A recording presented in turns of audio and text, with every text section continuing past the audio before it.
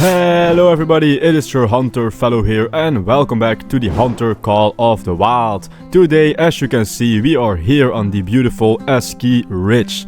Now, what we are going to be doing today, we are going to be setting up for the Great One Whitetail Grind.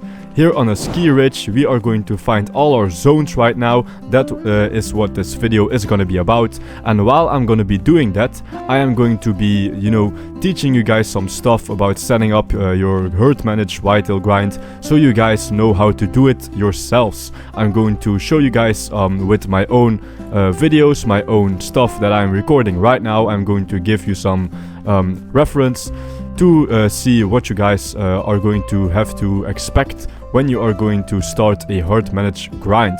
Now, the whitetail grind on the ski ridge is one of the easier grinds. For beginners, I recommend doing the Fallow grind or the wolf grind, but if you are a beginner, you can still do the whitetail grind. But if you are going to be doing herd managing, you guys are going to have to pay some really good attention to this video, because it could be a very complicated thing to understand if you have never heard about it. But alright, without further ado guys, let's head into this video and let's start this grind. Alright, so I am on my four-wheeler right now and I am heading to some zones, some lakes. And one thing you guys gotta be, paying really close attention to. So, as you're seeing, I'm on a four-wheeler right now, but that doesn't mean that you can, ride that four-wheeler through all your zones the whole time. I am just using the four-wheeler to get to my zones a bit more quickly. But when I am at 400 and so meters, I am going to get off my four-wheeler and I'm going to walk for the rest of the time. So that's pretty important, because I guess a lot of you guys already know that four-wheelers, spook animals really quickly. By the way, four-wheelers are a free DLC when you're on the PlayStation and Xbox, but when you are on PC you have to pay for it, so pay attention to that. But yeah, so I'm just quickly discovering this outpost right now. So now firstly, before you are going to find all your zones, you gotta, find all outposts and all lookout towers. So just discover your whole map. It will make things a lot more easier. You're going to have to see the whole map for you to efficiently find your zones. Alright, now as you can see, I am in an outpost right now and I am quickly going to grab my four-wheeler. You can find that in the garage when you're in an outpost. So I am going to spawn that four-wheeler right now, and what I'm going to do next is I'm going to travel through all the lookout towers on the map. So you can see those icons, those green dots with the binoculars on them. Those are lookout towers. You don't have to find every outpost, but you at least have to find every lookout tower, so it reveals the whole map, and that will make things a lot more easier, trust me guys. Okay, so quickly I'm going to show you guys my loadout for this grind. I am carrying the Arzina 300 Tactical. That is for the, animals that aren't any trophies. So that means, it's not a rifle that is recommended for the class, but it just makes the kills quicker. Then the Zarza 308 is for the trophies, and then we have the bow, which means we can try to get like great ones or super rares close to us and then take them out with a bow, so we can try to get a vital shot every time. Now we are also carrying the Hyperion scope for our rifles. It has a really good zoom, and then we have the regular bow scope. Then I am carrying a Grand Collar. Why a Grand Collar? That's just because it has a larger range than the Bleed Collar. As you can see, the Bleed Collar only has 150 meters of range, while the Grand Collar has 250. So then for the scents, I'm carrying a scent eliminator, and then just a, binocular. You can carry anyone. And then some tents. I'm always carrying tents with me in case a beaver takes one down. So that's pretty much my loadout for this grind. You don't need anything more than that, so that's pretty good. Just going to pet Rudy for a second, he deserves it. And then we are going to head on to find our zones. Alright, here we are guys. I'm going to start at the top of the river. I'm going to show you guys a map right now where you can find all your whitetail zones. So you pretty much have to run the whole of the river and then a few lakes.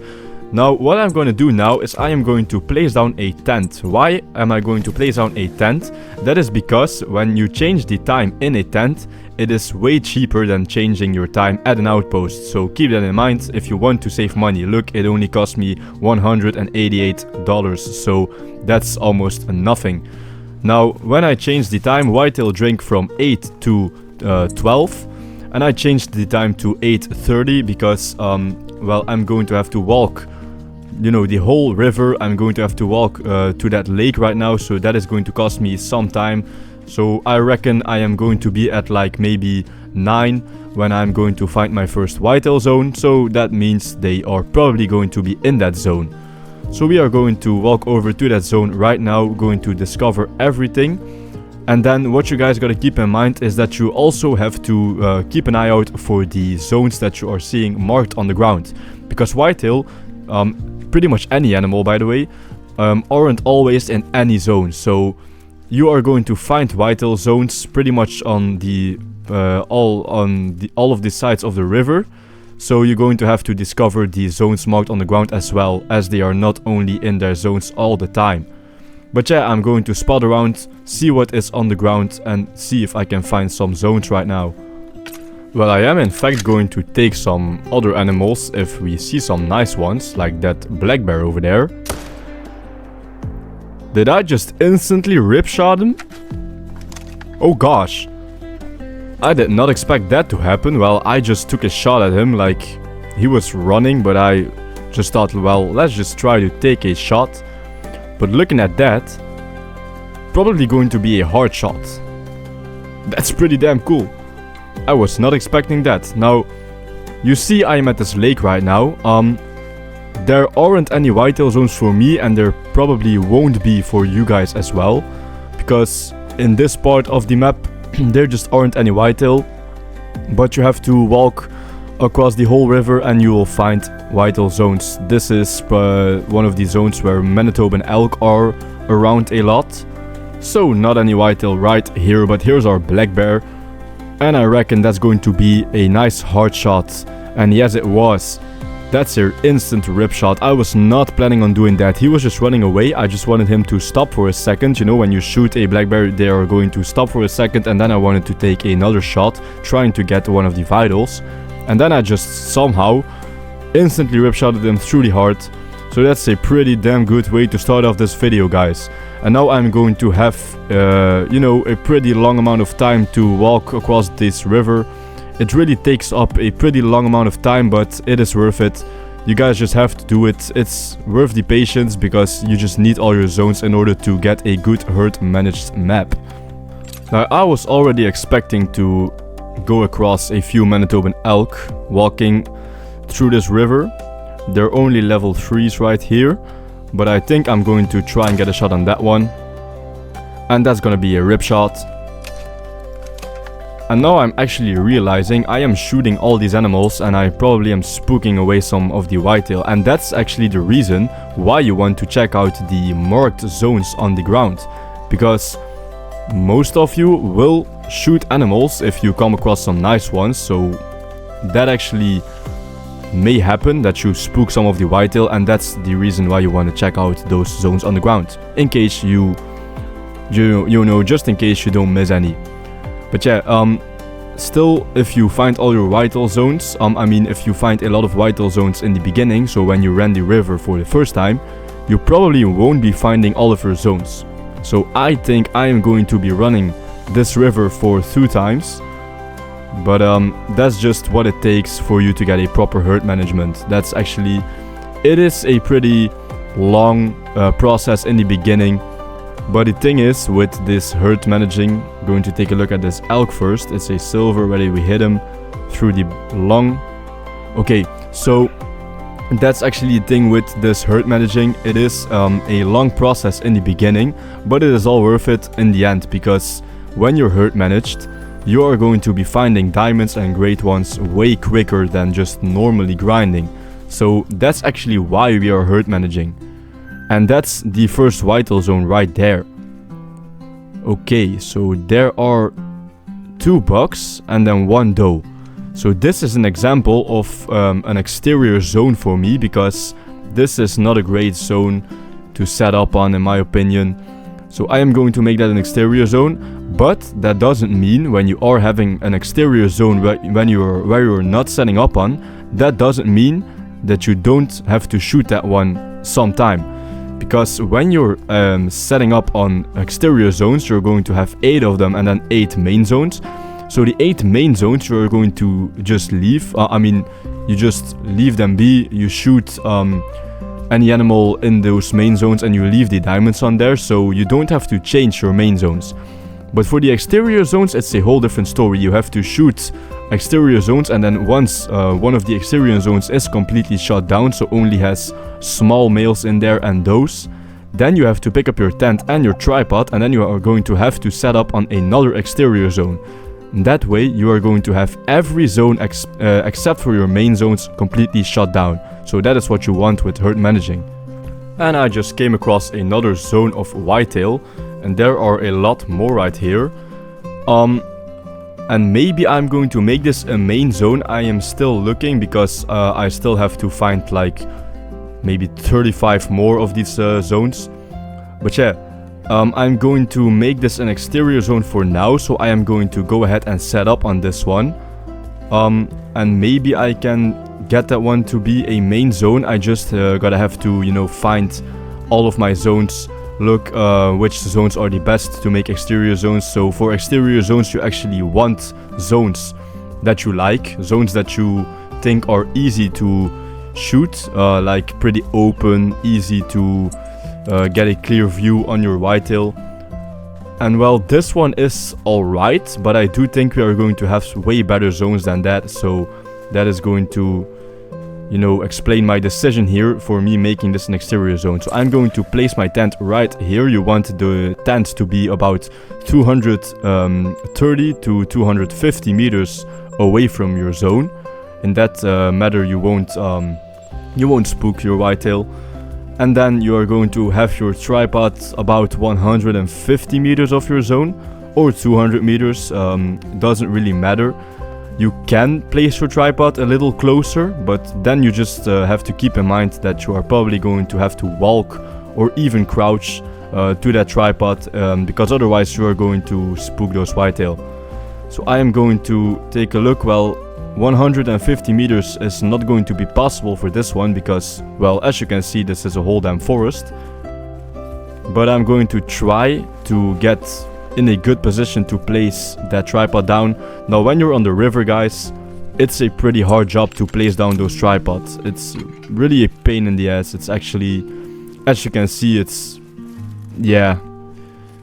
pretty hard to get that tripod to be placed down. So I'm just going to walk around a few times now. I'm going to have to figure out where I can place that tripod. Probably going to spook some of the whitetail right now, but that doesn't matter. I'm not going to shoot the whitetail right now. So I am actually going to be placing this tripod closer than 150 meters. So that means I'm going to have to walk or crouch to that zone in order to not spook my whitetail. So let's just place it down right over here. Did they spook? Yeah, so they're... I mean, it doesn't say that they're fleeing, but they are walking away. But yeah, as you can see, this has a pretty clear view on my zone. And that's a pretty good zone to start setting up for an exterior zone. So I have just walked down a few more miles down to the south of the map. So I'm now a little more below the river, and there's a herd coming right there. So when you're seeing a herd, guys, do not shoot at them. You want them to get in their drink zones so that you can discover the drink zones for them. So we're just going to have to take a look. I don't think this is going to be a main zone. Looking at that, those oh, wait a second, guys. This is... Alright, now I am going to shoot that one. This is going to be an exterior zone, so I can shoot those. That's a rip shot. And I think I'm going to be having my first diamond. I am not even grinding. I am literally just setting up. So that can happen also. When you're setting up, you can find some trophies. So that's pretty cool. I think we are going to be having our first diamond today. That's amazing. He had a pretty cool looking rack as well. And I am going to make this an exterior zone, if you look at all those reeds at the side of the river, so you can't get the best view on those whitetail. So that means I was allowed to shoot that level 3, because he is in an exterior zone, and that is actually what you want to be shooting in exterior zones. So if this was a main zone, you would have to, you know, leave that level 3 on the map and stack it and just shoot the lower levels. But let's take a look at him. And that is a diamond, and that is a monster diamond as well. Look at that rack. That is crazy. And I did not expect that to happen. I was just walking over to this zone. I saw that herd coming, and I just wanted to, you know, explain to you guys that you have to wait around for them to enter their zones so that you can get the notification of them drinking. And look at that true score. That's a big rack, and that one is going to go in my lodge for sure. That's a really nice one. That's perfect. Beautiful, beautiful. That's actually really nice. That's really nice, guys. And now I'm going to have to see if we can find some more main zones, because I haven't found any of those. I need some more open areas to have a good look on my whitetail. But let's taxi this beautiful buck and let's head on to find some more zones. Now, seeing that zone right there, they're also in those reeds. But I am going to set this one to be a main zone. Why? I just think this has a pretty nice view. And there's another thing. I am set up on another lake, which is an exterior zone for me. And that lake is behind them. I mean, not it's the same lake, but I just mean it's another zone. So that zone is behind them. So why do I want this one as a main zone? Well, because look at this. There's a tent right above that zone. So for this zone, I am setting up on an exterior zone. So that tent is right there for shooting those. So what I can do now is shoot the ones in that main zone I have just discovered, and then fast travel to that tent. So that means I can actually already have some sort of a pickup tent, while I'm not even trying to use those for now, because pickup tents are for later. So when you have shot down, and I mean every exterior zone, so every zone except for your main zones, then you can use those 8 tents and use them as pickup tents. So having that tent right there where I can fast travel to, so I don't have to walk across this whole lake, that really is a luxury for me, and I am for sure going to be taking advantage of that. Alright guys, so I am going to end this video for today. I am in my lodge right now, and as you can see, there's this beautiful melanistic moose which I shot, and I didn't have that on video. I mean, I do, but I just... Actually, it's a pretty interesting story. I was setting up for a moose grind right there. And then I decided not to go on with that one, because it's a really long grind, and I mean, I am going to do it in the future, but just not right now. But yeah, look at this beautiful diamond right there. They just look beautiful together, this melanistic moose and then that diamond whitetail. That's pretty awesome. So if you guys like this video, please drop a like down below, subscribe to the channel, and don't forget to hit that notification bell to not miss every new video coming out soon. And I am going to catch you guys in the next one. Take care. Bye guys.